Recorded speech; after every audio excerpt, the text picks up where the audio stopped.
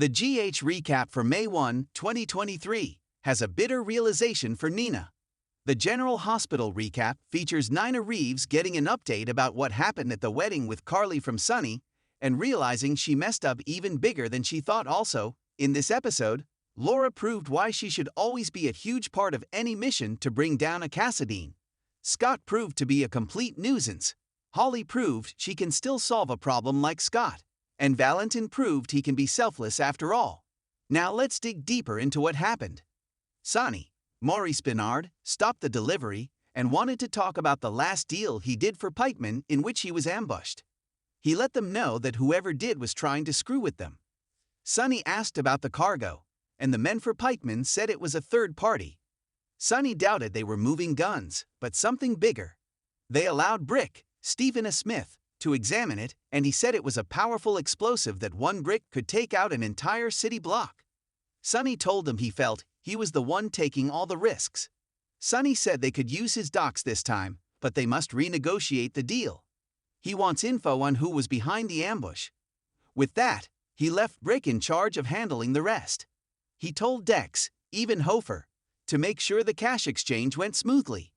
Dex kept an eye on his hidden camera. Brick warns Dex not to trust anyone but Sonny, even you. Brick let him know, especially him. Nina, Cynthia Watrous, met with Martin, Michael E. Knight, at the Metro Court and asked about his mom. He wanted to know what was so important he had to see her straight from the airport. She asked him to call off the SEC on Carly. He told her it was too late, and he wondered why the second thoughts. He let her know he heard Carly was brought in for questioning. There was nothing they could do. Martin pointed out she didn't make Drew and Carly commit insider trading. She just reported it. Nina left to meet Sonny at his office, per his request. She asked about the wedding, and he told her about the SEC. He told her about Drew wanting to save Liesl for Willow, making Nina's guilt even worse. Sonny said the person who tipped off the SEC hurt Willow in addition to Carly and Drew. Carly arrived with apologies at the Quartermain estate. Michael was sure it was Ned who had given her up. She told them that Sonny had shown up and got them distracted. Willow decided that meant they were all still important to Sonny. Carly said that Sonny's worried about both of them. Michael said Drew is the one making it happen, not Sonny, and Willow again said Sonny provided the decoy to give Drew time. That should count. Michael continued to insist it was Ned, Wally Kurth, even though Willow wasn't so sure. Carly realized everyone tried to warn her against investigating. It was all her fault. Willow and Michael told her, of course not, and then everyone decided it was time to call it a night. Michael got a text from Dex about the deal that went down.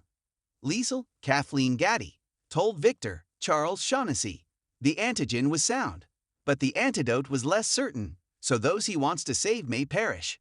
She said it may take time, and he pointed out that her great-niece Willow doesn't have time. She asked if it was a threat, and he pointed out the obvious.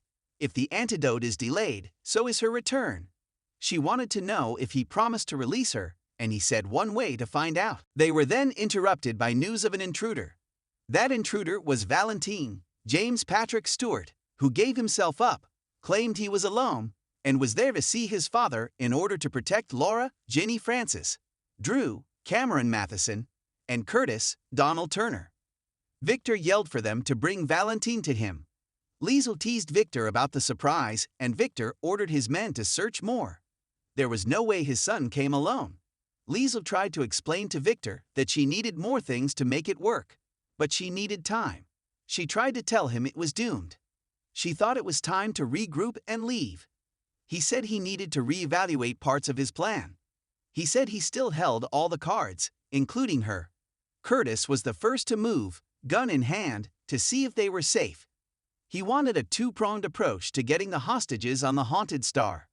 Laura said they needed to give Victor what he was looking for, Valentin's accomplice. She wants to be the sacrificial lamb. Curtis promised he wouldn't let her down.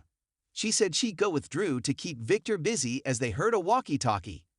So, Laura pretended to be injured and happy to see the guards, who wanted to know how she got there. Once she had an arm of each, for support, she told the guys, "Now boys." Drew and Curtis charged them.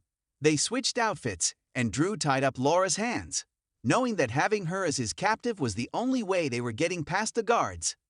Back in Port Charles, Anna, Finola Hughes, and Holly, Emma Sams, were interrupted by Scott, Kin Schreiner. Robert, Tristan Rogers, joined them and realized Scott overheard 10 minutes ago about the pathogen, and they asked if he'd done anything about it. He said no, but he was furious, thinking they weren't trying to save Liesel. He tried to twist their arm into telling the WSB, not realizing that would seal her fate. As Scott threatened them, Holly came from behind with chloroform and knocked him out. Holly said it was time they all got on the next plane for Greenland. Robert said he was ready as Anna started stripping her arm of its medical attachments, saying she was ready too. She almost doubled over, and Robert tried to talk her out of going. Holly wondered if she was up to it. The women apologized for leaving him a mess in the form of Scott, but Robert acknowledged he'd been cleaning up their messes for years. Still, the proffered smooches from the ladies were welcomed.